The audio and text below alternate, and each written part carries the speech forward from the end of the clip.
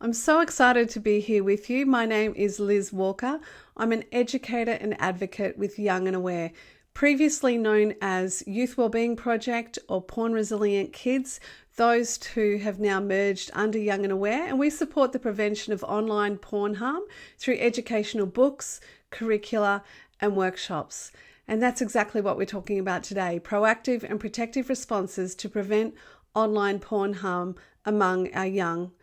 Our young is anybody under the age of 17 or 18. We're looking at kids and teens. And this presentation is suitable for both parents and anybody who work with our young. I've tried to keep it broad and yet specific. So broad, so we've got all of the stats and info that both parents and those who work with our young will need. And then also specific resources and strategies for both parents and those who work with our young. So today we're going to cover stats and info about today's porn, the impacts of porn on mental health and safety, and proactive and protective responses and resources. So the question we can start with is, what prevents parents and those who care for our young from talking about porn? So if I were doing a face-to-face workshop with you, we would brainstorm that out. But here's some responses that I've gathered from workshops previously. Shame, fear, feeling unprepared and unqualified, normalization. So the culture and the environment around us has become so normalized that we may not have even realized that porn is a problem. Time constraints or different priorities, and then of course porn use in someone's own personal world and how that then impacts on talking with our young about what the harms potentially are. Kids have a right to proactive and protective education about porn harm for their safety and mental health well-being. Yet in most instances, this simply just isn't happening. Prioritizing conversations early and often creates an environment for safety and well-being and can help to prevent problems. Now, obviously, that saves us time down the track. Often people think, I'll just wait for that conversation. Oh, they're only 12 or 13. I don't think they're ready for it. They absolutely are ready for it.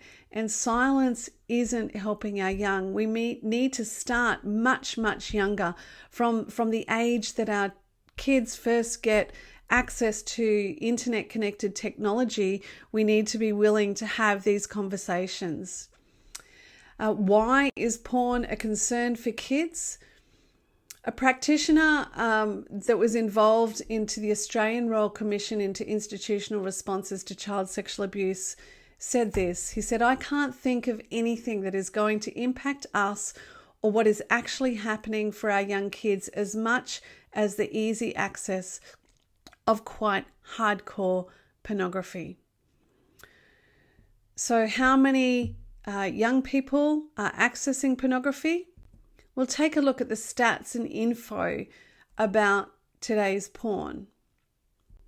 What we know is that in 2008, statistically, around 14.4% of boys under the age of 12 were accessing porn. By the time we got to 2016, that rose to nearly 50%.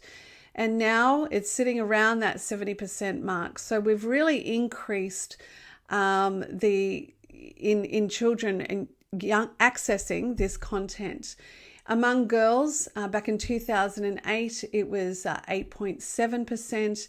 And by 2019, it was sitting around 30%. So that's a significant increase. These statistics are gathered from all over, not just Australia. These statistics here, however, are from Australia. So if you're from anywhere else, I do apologise. You might need to look up the statistics in your own country, but really around the globe, we've seen increases everywhere. So young women between the ages of 15 to 29 were watching porn daily, 19% of them. And young men, 84% of those aged 15 to 29 watching porn daily or weekly, I should have said. So that's quite significant in the consumption. Why is this a problem? Let's define pornography. Often people think that they might know what pornography is. They might have seen it years ago and that is their reference point. But porn is not what it used to be. A very bland definition is sexually explicit media that are primarily intended to sexually arouse the audience. And that covers a wide spectrum of sexually explicit material. That's not what most young people are accessing. A more accurate description of what kids will stumble across accidentally or deliberately is illegal, unclassified, gonzo or hardcore XXX free online material that depicts individuals or groups engaging in sexual behaviours where inequity between the parties is clear, violence is observed or audible, where degradation, humiliation, punishment, and extreme submission appear to be the general objective of the power dynamics or behaviour depicted. So here we have some very strong words to describe what mainstream porn is. Inequity, violence, degradation, humiliation, punishment, and extreme submission. That's the content of the vast majority of mainstream, readily accessible porn. Gonzo is a type of filming of the point of action. So it's the point of view where the camera focuses in on where the penis meets the orifice, and there may be multiple, as this definition says, individuals or groups. So it's where that point of view is for the camera is what sets Gonzo apart, that filming style. Then, of course, we have the broader cultural impacts. Pornified messaging has infiltrated almost every aspect of society through mainstream media, such as music and music videos, movies, television, fashion, and beauty standards, and advertisements. Porn sites accumulate more viewers each month than Netflix, Twitter, and Amazon combined. That's a massive amount of visitors. And porn can be found advertised on popular social media platforms. So not only is the pornified messaging all throughout social media and gaming, they actually use those platforms to advertise pornography. And Pornhub ranks 8th in the top 100 websites in the world and was voted to have the most negative impact on society. That was a couple of years ago. Now it's still sitting at around 11th. So we have a significant number of viewers, and a significant number of those viewers are young. When we look at a study of the best-selling pornographic videos, 88% of scenes include physical aggression, 48% of scenes include verbal aggression, 94% of cases, including gagging, choking, and slapping, are directed at women, and 95% of aggression is met with neutral or positive response. So even though the woman's being strangulated or beaten, she's either being neutral or showing that positive enjoyment response. And of course, we know that that's not how sexual relationships work. But for young people who don't have a previous point of reference, they're going to be embedding these messages unless we have these conversations with them. So an overwhelming majority of online porn depicts violent and aggressive acts in which the actor is usually male and the recipient is almost always female. Now, it doesn't matter how someone identifies or what their sexual preference is. Typically speaking, most porn has a power dynamic attached to it where there's the submissive and the aggressor. When we're looking at that previous definition, we're talking about hardcore porn. So on the other side, we've got erotica on that bell curve, which typically isn't what our young stumble across. It's not what most teens or kids would Google. They wouldn't Google, power balanced porn or erotica. They would Google porn and they would see hardcore porn. On the other side of that is there's the more extreme porn, which is child sexual exploitation material, in some districts known as child pornography, and extreme porns showing things like death. Unfortunately, even on the mainstream sites, though, we do have those videos depicted. Just looking at the titles of porn sites and keeping in mind that there is no barrier for our young to access these sites. There's no age gateway. There's currently no way for young people to not access these sites. I'm just about to show you the titles of some of these videos. Now, I do issue a big warning because it discusses, the titles indicate teen sex, brutality, non-consent, incest, rape, racism, trafficking, torture, power and control, and eroticized violence. If you have been the recipient of any violent sexual acts against yourself, you may wish to look away.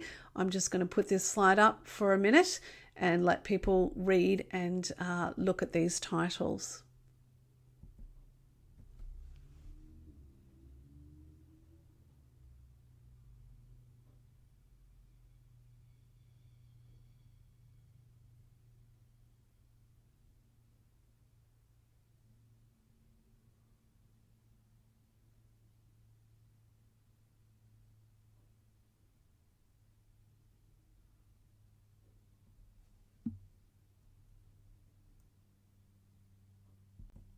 So we see quite disturbing titles there, and that's just how they name the videos.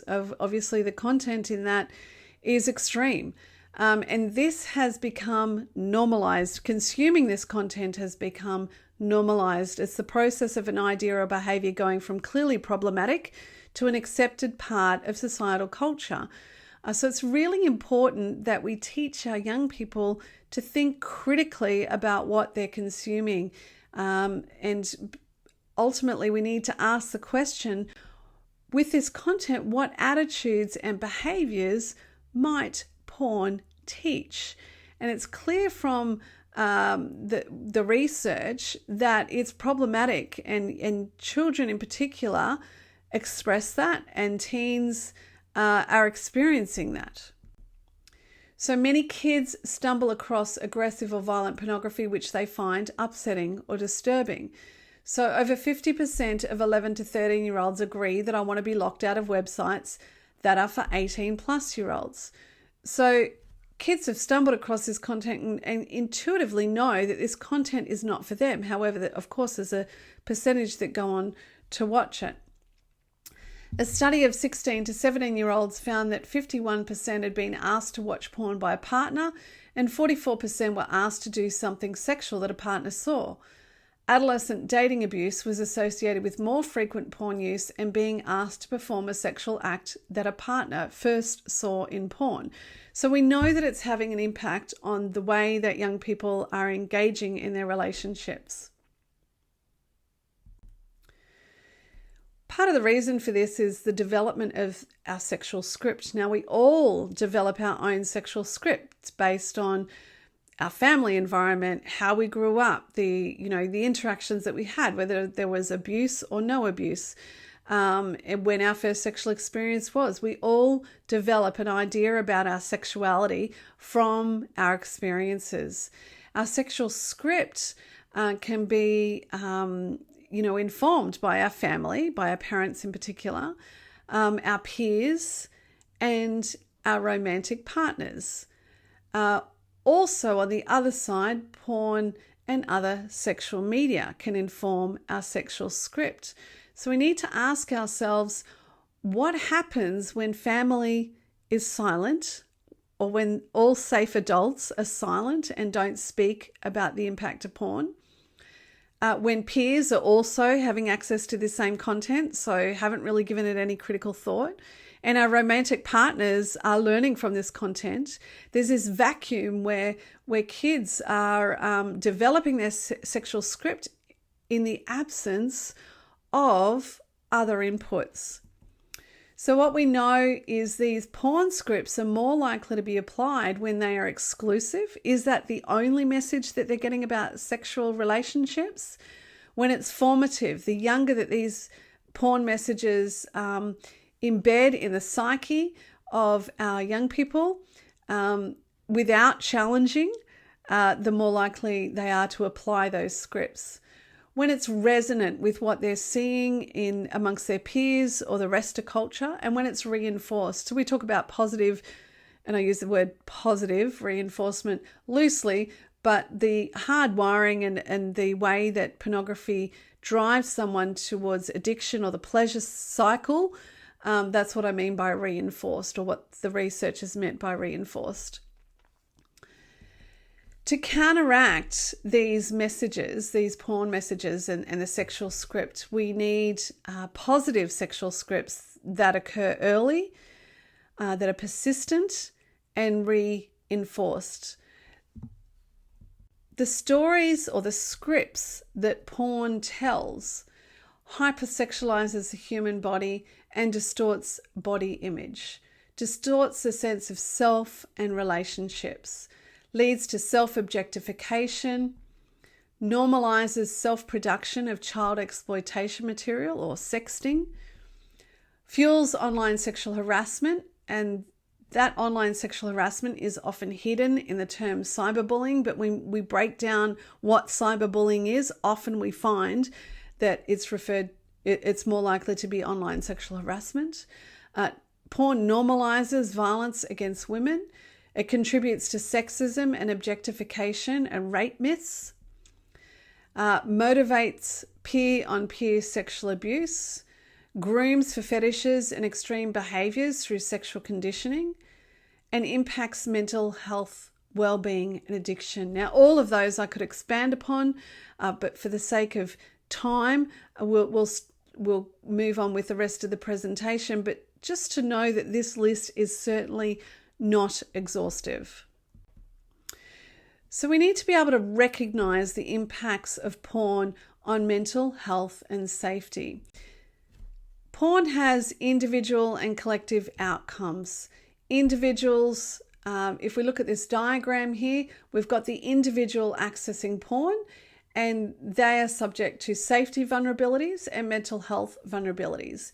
Then more broadly, we look at the collective environment, the toxic and abusive culture, both online and offline.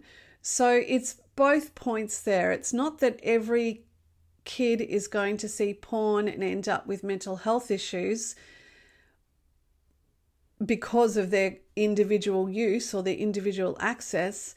But what we see in the absence of conversations and other healthy scripts is that they're becoming vulnerable, safety vulnerabilities, mental health vulnerabilities, even when they're not actually watching porn or accessing it themselves, because of the broader cultural impacts and the messaging that comes through all of those other areas that we've just spoken about.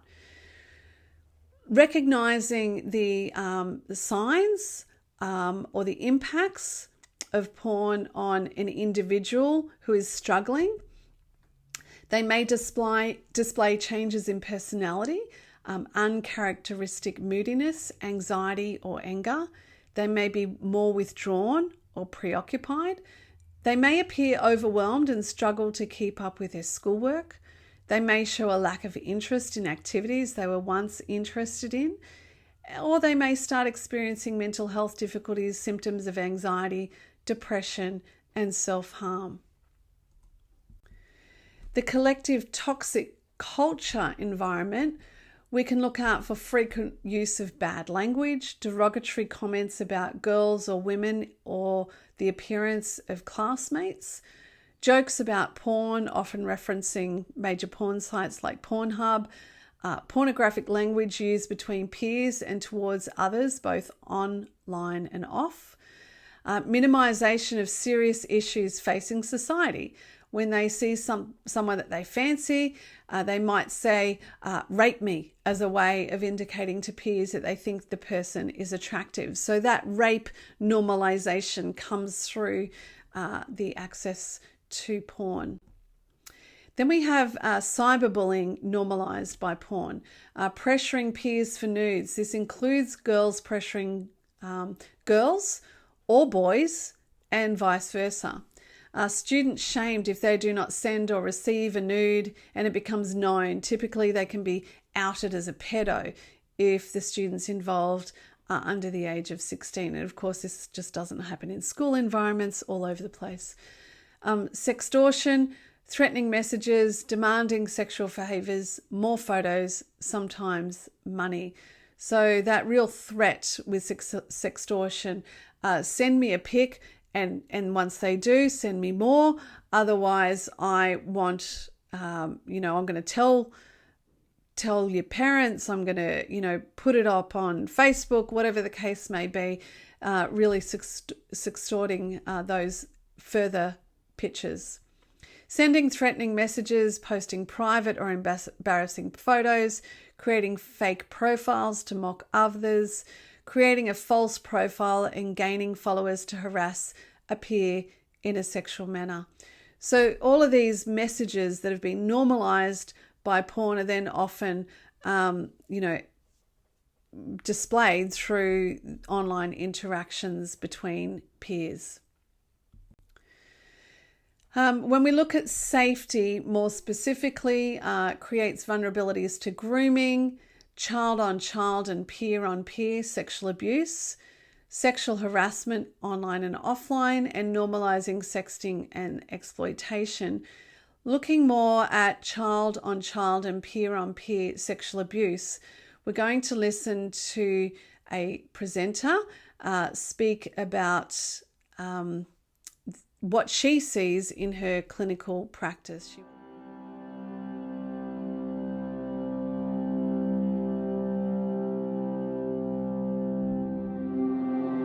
So when I became a sexual assault nurse examiner a few years ago, I started to see this phenomenon that nobody was talking about. And what I was seeing, since I only work with children, is that our perpetrators, so not just the kids being assaulted, but the perpetrators are extremely young. And our biggest age range of perpetrators are 11 to 15-year-olds. We see one of the highest volumes of patients in the nation. We're in the top 5% of seeing the highest number of victims, whether that's children or adults. We're seeing kids where the only risk factor is exposure to porn, and that is creating them to act out in ways that are really harmful and really dangerous. And so I think it's a scary phenomenon that's happening, and yet we don't really hear about it in society. You see the way pornography is so influenced, from incest to multiple perpetrators to them creating amateur porn to degrading her to exploiting her. And I feel like that's a trend we've seen where it's almost this normalized thing to watch other people have sex. I mean, it's the stereotype that you think that it's a boy perpetrating on a girl. However, there are a lot of very young male sexual assault victims as well. So I think it's overwhelming because it just feels like, man, how do we stop this? And that's just so much trauma and pain created in those moments. I've never heard a teenage girl come in, like someone who has the cognitive ability to kind of process what's happened and say, I know that was rape, it wasn't my fault. Sexual assault innately makes people feel like this was my fault, I deserved this, I must be bad, that's why this happened to me. And so frequently my job is just saying, this is not your fault, I'm so sorry, over and over, because we want to validate and empower kids who have been hurt.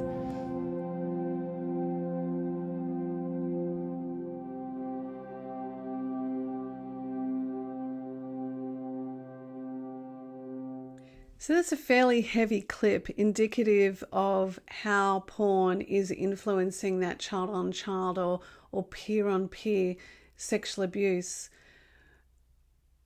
Another way that we're seeing these impacts is in clinical practice with GPs, and this interview expands on that further. So I've been working in this area about 20 years, and I've noticed that more and more young women are coming along complaining that sex is painful. We're not talking about a one-off, it hurts a little bit.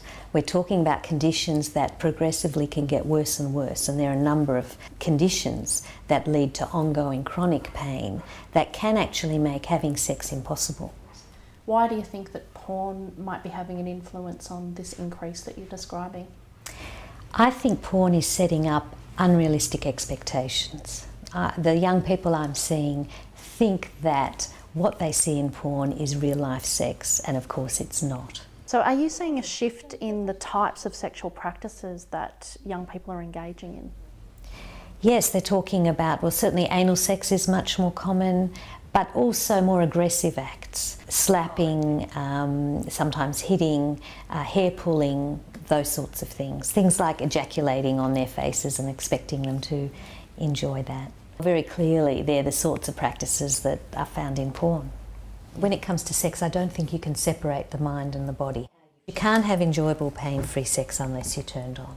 The problem is that if they're doing the things they feel they should be doing, that their partners are expecting, things that they see in porn, but they're not enjoying it, then that can lead to lack of arousal. They're not turned on when they're doing those things, and that can lead to pain, and if that continues, it can actually lead to a pain condition that can be ongoing.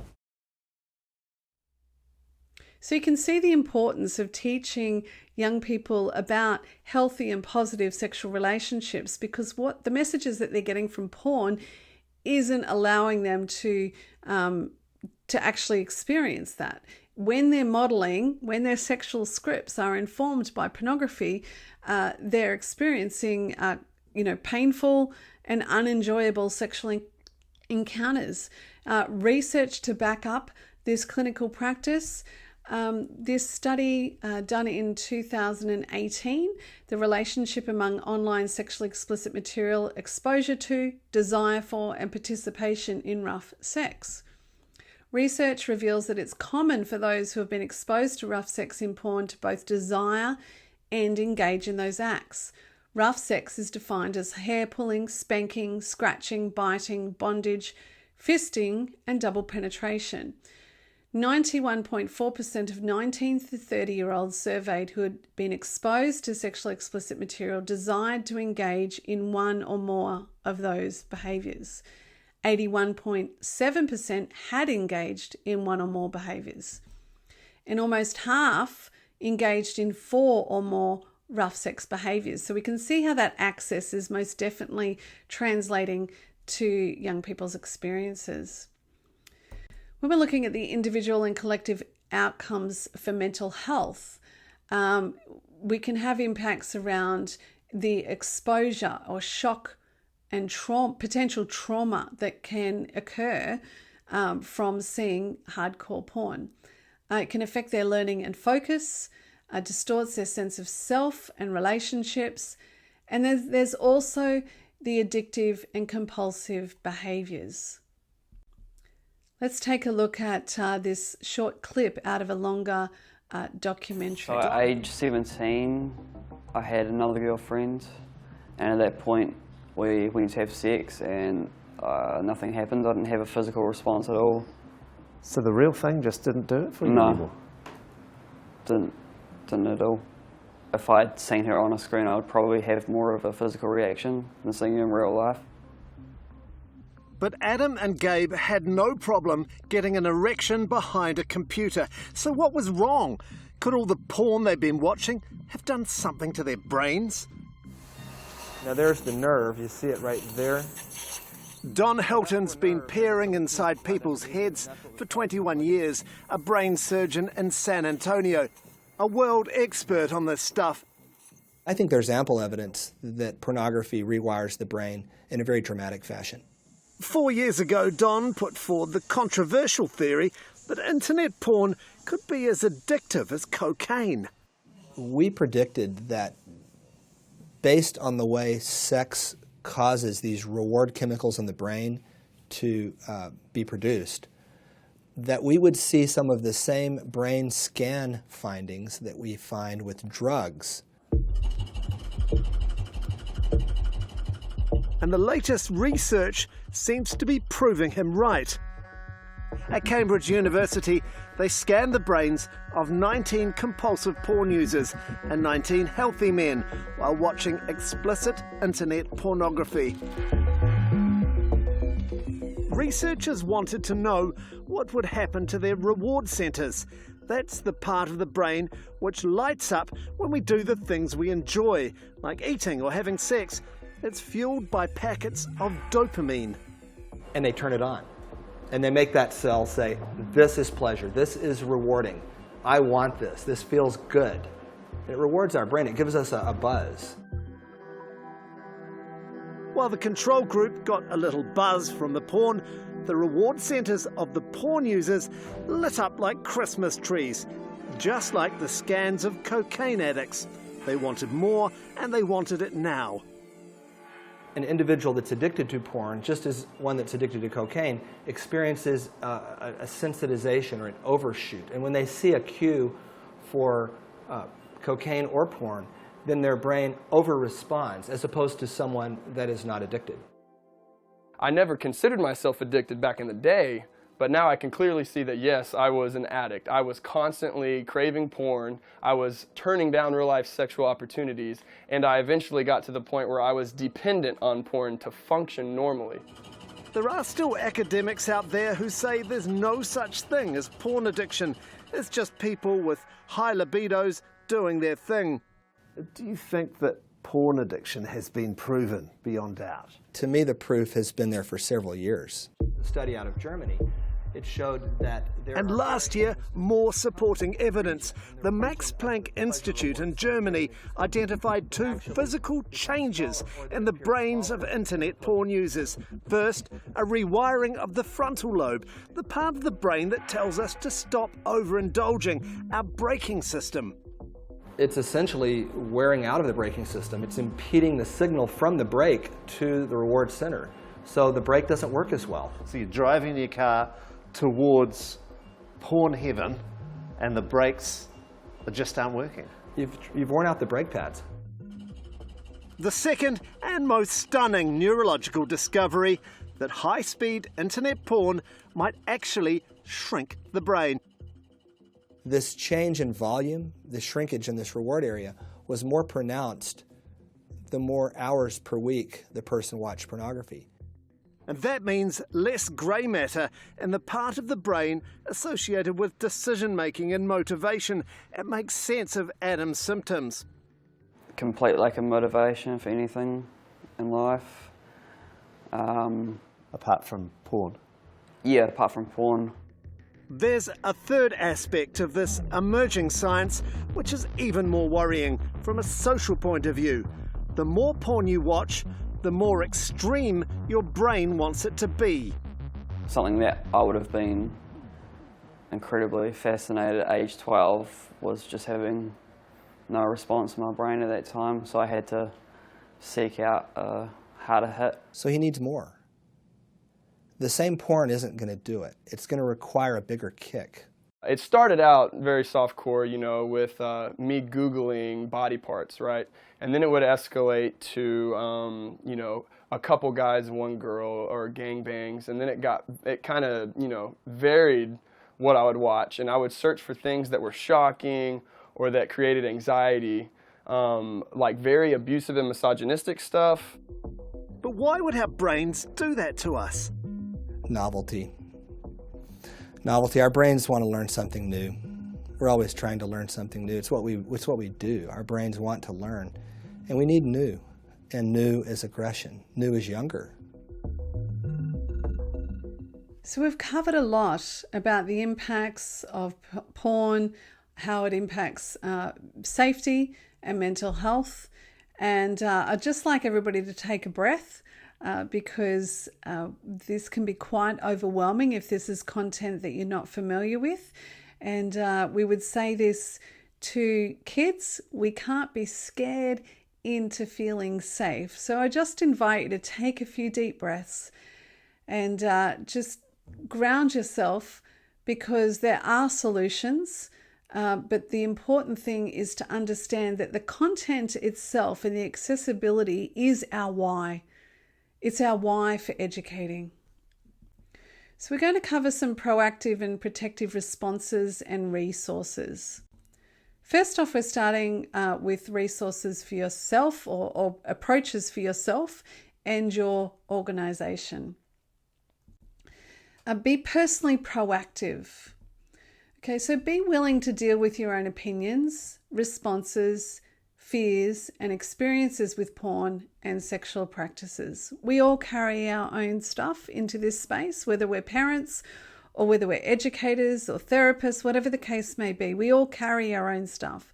So we need to be willing to deal with our own attitudes around that and belief systems around that, and really hone in on what do we need, what information do we need, and what space do we need to hold within ourselves to be able to effectively talk about this. And that's more than just taking a deep breath. Sometimes that's some quiet reflection. Create a self-care plan. What will you do for you when kids or teens tell you about any of these issues, whether it's your own child or someone else's? Who will you talk to if an issue feels over your head? So it's really important to gather people around you who are willing to talk about this issue, or you know where you can go and get some help. An example of a kid disclosing is Billy asked if he could sit with me and my friends at lunch today because his friends were watching porn in their phones in the playground and he didn't like it. I told a teacher, but I don't think the school did much. And so here's a situation, could just be as easily said that female student came home in the afternoon and said exactly the same thing to a parent. So it's thinking about scenarios like this and how would you respond to this? How would you approach this situation? And that's going to vary depending on the skill set and how much education you've done for yourself. So just have a think about what would happen if I found out this, or if I found out that my kid who's 12 or 14 told me that they'd been watching porn for 5 years. How am I going to respond? Because the important response is take a breath and be really calm about it. We shouldn't be surprised when this happens, but we do need to think through what we would do in such instances. So be proactive individually and in community. Educate, equip, and empower yourself and our young on this issue and how to respond. And I'm going to refer you to a resource in a minute that will really help you be educated on this. I mean, this session is just one session, but if you're really going to equip yourself and your team, if you're part of an organization, it's really important that you don't stop with this presentation. Plan for disclosures. How will you and your team respond to disclosures? Who needs to be informed? How will you care for those displaying problematic, harmful, or compulsive sexual behaviours? And if you are a part of a team, what does it look like to establish a line of referral? Respond compassionately. Responding to disclosures of compulsive consumption or problematic thoughts or behaviours will look different in every context, but there are some fundamental principles to hold to when developing your response plan. These principles are compassion and concern. Always respond, regardless of the nature of the disclosure, with compassion and genuine concern, the same way that you would to a disclosure of sexual abuse. Never blame, shame, or disgrace someone. So parents in particular, it's really important that you don't fly off the handle. It's really important that you take a breath before you respond to your young person disclosing anything around this issue. This is a serious issue with serious concerns. So conversely, do not brush off the severity of it, but ensure the person knows and feels loved and accepted for who they are. This is serious. You know, sometimes young people disclose and the adult will say, oh, don't worry about it. Everybody watches porn. Well, actually, if a young person is coming forward to disclose, it means that they're feeling that they themselves personally have an issue with it. So it's important not to brush it off. Monitor emotions and behaviours after the disclosure. And also added in there, it's never a teen's fault if their partner is using porn. it's quite commonly the case that their partner may be using porn. So it's never their fault. We need to lift some of that guilt or blame, self-blame that they might have on them if their partner is viewing it. Respond protectively. Have lots of conversations before the issues arise, early and often, and we're going to go into that in more depth. School education, partnering with parents. If you're a parent in the community and your school does not address this, gather some other parents together and go and say, we need help with this. Schools, make sure if you are addressing this, you take parents with you. Offer them the opportunity to get educated on that. Help and equip and skill them up. It shouldn't just be one person doing the educating on all of this. It's up to all of us to be informed and respond. Work with schools and youth agencies to implement adequate policies, procedures, and referral pathways that directly respond to porn harm. Be familiar with using digital child protection buffers. Now, that could be on an organisation level, filters, and so forth, or on an individual level on our young people's devices. I always say that filters are never an excuse for not having a conversation. Even when you're using filters, talk. Really equip them, because filters only work so effectively. There's not a foolproof way to prevent young people from accessing content.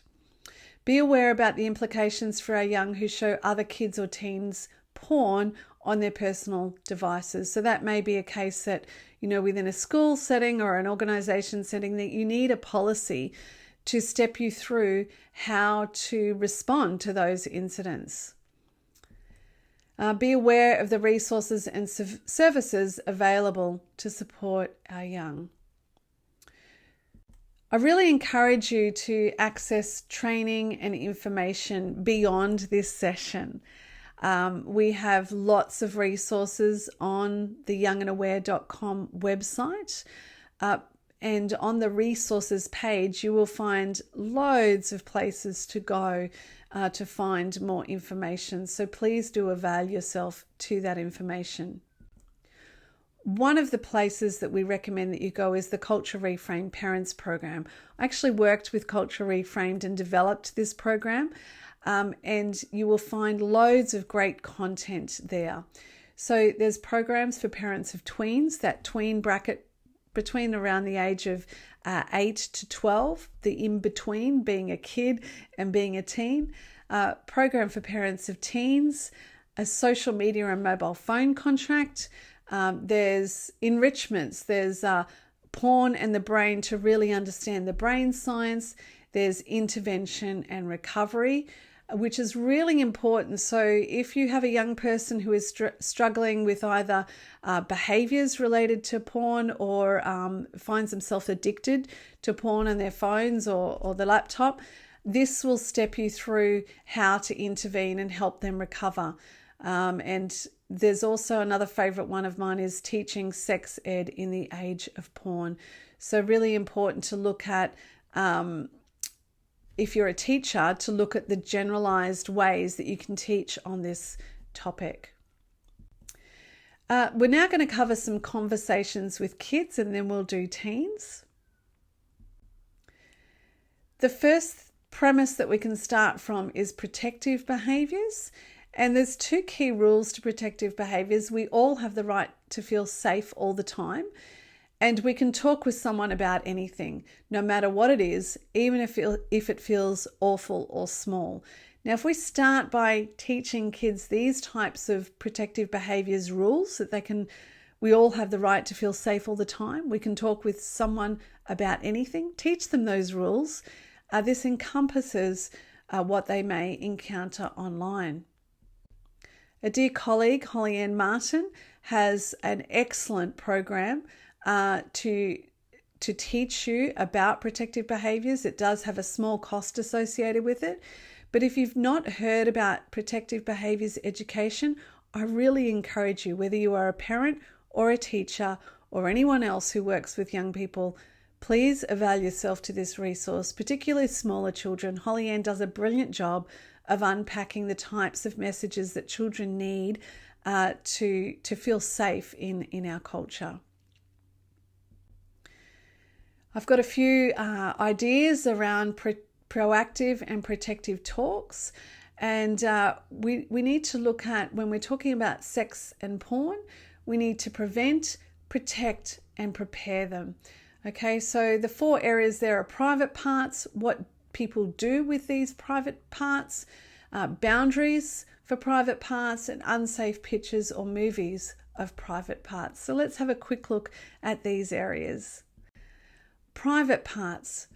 We need to prevent shame. That's the reason why we talk about genitalia, using the correct name for private parts from a very young age, taking that shame away. When we do this, we protect against abuse, and we prepare a solid foundation for all the messages that they're going to encounter, but also for healthy relationships. When we take away that shame factor from private parts and just normalize those conversations, it can be really helpful for setting them up for the future. What people do with their private parts. Now, by talking about this, we prevent the mystery. They're not going to go and look for images if they already understand what those private parts do. Protect against naivety and vulnerability. Now, often parents in particular will say, well, if we talk about them, won't we encourage them to go look for it? No.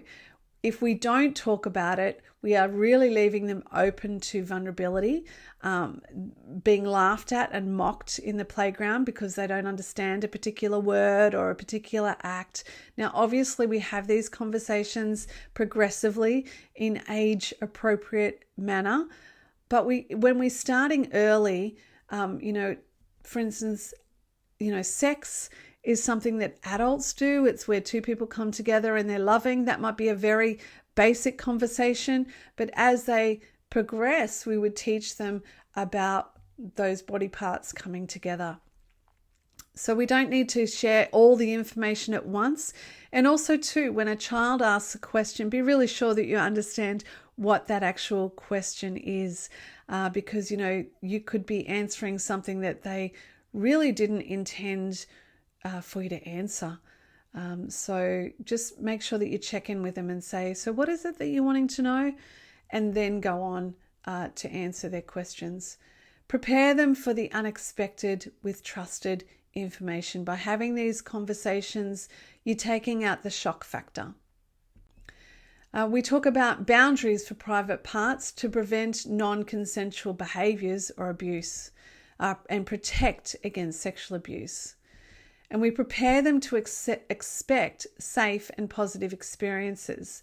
When they know that sex is something that is best enjoyed in a loving context, we're giving them the anticipation that at an age that is right for them, when they're much older, that they can have a safe and positive experience. Conversations about unsafe pictures or movies of private parts, and that's the language that you can use with kids. Instead of going straight into the porn talk, you can use that language. We prevent shock, potential trauma, and secrecy. We protect against unhealthy scripts and addiction, and we prepare them for critical thinking. It's so important that our children have an opportunity to think critically about the media that they consume. One of the ways that you can do that is through our children's books. We have 3 children's books available, all on Amazon, and this empowers them to learn to navigate their online world. The first one for ages 5 to 10, Millie's Message, 3 steps I can take to being safe. I can look away, I can tell someone, I can train my brain. This book is all in poetry, so it's a really safe way to have this conversation with littler kids. Hamish and the Shadow Secret. Hamish learns that he can name the shadow secret, he can tell someone, he can practice being on guard. This is a brilliant book. This is set in like a medieval type setting where there is no technology except for what's hidden deep within the castle walls. And Hamish is handed a piece of paper one day with a code on it, and he's told to go and look for this computer, and he does, and he keeps on going and looking. First, he's enjoying really, amazing stuff on the internet, which the internet can be great. And then he stumbles across really troubling content, but he doesn't understand why he's drawn back to it. So he keeps on going back and watching it. And eventually he reaches out to a wise guardian of the city, and the guardian helps him and explains everything. So it's a brilliant book. If you think of the battle between good and evil with Star Wars, that's kind of where this book was birthed from, and excellent book, particularly for boys, but girls get a lot out of it too, because Hamish ends up, the reason why he goes to seek help is because he realizes that he's thinking about his best friend, who happens to be a girl, in ways that he's never thought about her before, and that really troubles him. So that's why he gets help. Junk in the Trunk was written by Dr. Jeff Goodman and published by myself. It's a brilliant book. It's for ages 6 to 10. And Jaden in the book, he stumbles across his dad's porn stash and has nightmares over it. Mum blows up at dad, and the dad ends up going and getting therapy. He moves out of the house for a while. And Jaden ends up also going to a therapist and getting support. And then, they reunite after dad gets help. Now, we know that in families, that's not always the way that it happens, but it's important that we give kids that sense of hope, and that they understand that they're not alone. And this book is a great resource, particularly for that one-on-one interaction with kids who have porn in the home. So all of those can be found on our website, and click through and purchase from Amazon. Conversations with Teens. Now, I'm going to rush through this a bit, but you will be able to download the flyer on our free resources page on the website. 10 reasons to steer clear of porn. I'm just going to read out the highlights for you. Keep your brain healthy. These are all things that you can unpack with teens in more discussion. Develop your own view on sex. Avoid addiction. Steer clear of porn so that you can feel good about yourself. Increase your desirability. Okay, maintain your sexual health, because we know that porn can impact something that I didn't cover today, but can impact sexual function, erectile dysfunction, arousal disorders. Anyone who regularly views porn may be subject to these kind of outcomes. So steering clear of porn can actually be good for your sexual health and performance. Function well as a sexual partner, leading on from that. Prevent sexual abuse. Outsmart the trickery. The porn industry does not want our young people to be aware of this, to have happy, healthy sex lives. They're only interested in profit. So outsmart the porn industry. And develop your sexuality in positive ways. So I really do encourage you to download that flyer from our free resources page on the website. Curricula and presentations. Obviously, we have presentations available through Young and Aware. Now, because we are transitioning from one website, the Youth Wellbeing Project website, to Young and Aware, we don't have all our video presentations available online, but please reach out to me via email if you need to contact me, and I will prioritize getting some videos up there for you if you're needing it for your classroom or for your homeschooling. If you do home learning, the videos are suited for teens and are readily available upon request. Curriculum that you can implement either in the home or in school. We also have that, which I'll go into in detail in a little minute. First, I want to look at porn and online safeguarding education, because this is a way of thinking about how to position this particular learning. So porn and online safeguarding education supports our young to build critical literacy skills, to minimize porn and other online or contact harms, equipping them for well-being. This education includes age-sensitive information to inform safe, respectful, trusting, consenting, and equal relationships. Now, why is it important to define what porn and online safeguarding education is? Because there are some people who push for porn education and they don't mean this. There are some people who push to normalize porn even more than what it already is, and make it normal to watch porn. So there's a certain strand of academia that study and try and pitch porn in a positive light, but they're not adopting a critical porn analysis approach, and you can learn more about that on our website, which really looks at all of the different ways that porn harms not only our young, but adults as well, and the ways that it's linked to child sexual exploitation and human trafficking. So when we look at it more broadly, we're more able to apply a critical lens. So I do encourage you to go to our website and have a look at critical porn analysis. Now, porn and online safeguarding education, we can incorporate it when we're talking about online safety, mental well-being, safeguarding and protective behaviours, and relationships and sexuality. So it doesn't necessarily have to be a focus on its own, but at any point when you're discussing any of these other areas is an opportunity to educate about porn harm and how to prevent those harms. So Young and Aware curricula, which we do have, meets child safety development and wellbeing needs. Parents and teachers receive guided narratives and comprehensive tools to help them deliver tricky conversations confidently. The curriculum helps parents and teachers save hours of time and stress. You're provided with online access to comprehensive specialist materials prepared by experts, and parent and caregiver engagement strategies for schools to implement. Now, as I said before, because we're switching over from Youth Wellbeing Project to Young and Aware, what we have available isn't yet on the website. So again, if you're particularly interested about this, please reach out and ask.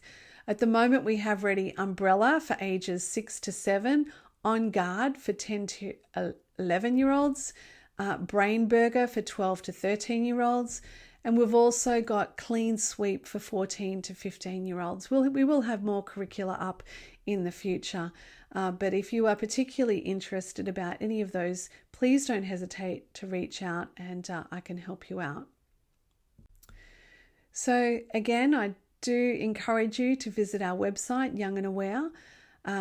Particularly, we have a research page, and you can find all these by just going youngandaware.com/research/resources, and it is in our menu bar as well. We've got a whole section for filters, apps, and recovery resources. I encourage you to look for the critical porn analysis that I just mentioned earlier. And we also have a page specifically for teens where they can go and learn more. And all the videos on that page are more directed at teens. This is an opportunity for you to filter some of them through to them or send them to the web page directly. I really thank you for your time. I hope that you've really enjoyed this presentation, and I really hope that this has inspired you to have these really critical conversations to prevent online porn harm for our young. Thank you so much.